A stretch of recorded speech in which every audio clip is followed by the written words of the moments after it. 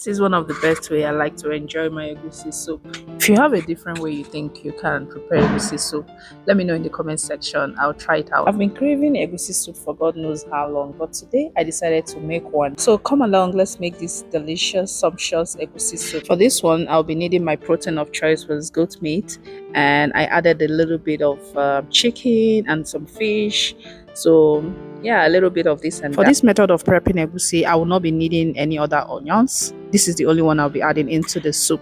So I added my onions, pepper, and some salt. Okay, I didn't want to add any other water. I wanted to use the water that is coming out from this meat to parboil the meat first, just because I want the juice from the meat to come out before I add any other water. Okay, I had to add pepper soup spice. This is the main ingredient for this.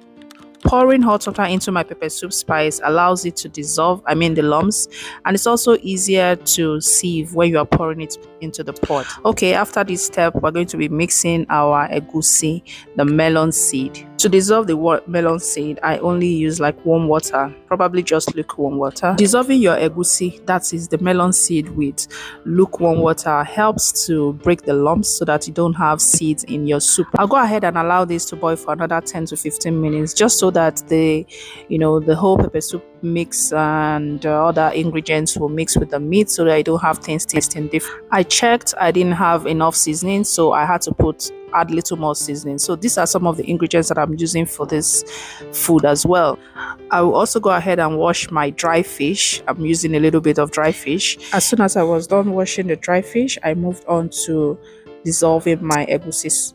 I know I mentioned earlier that I was going to dissolve my egusi with lukewarm water. However, I changed my mind. I decided to dissolve it with hot water because that helped me to dissolve it quickly. So after getting a smooth consistency, it's time to pour it into the mix. From here onwards, I just allowed it to cook for at least 20 minutes before adding my fish and my bitter leaf.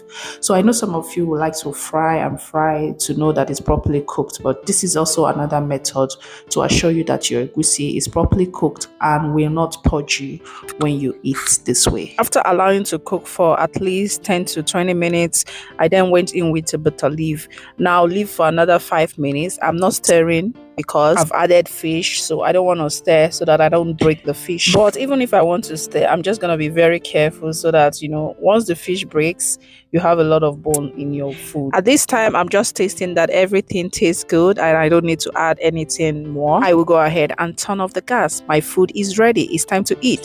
So go ahead and let me know in the comment section if you'll be trying out this method or which other method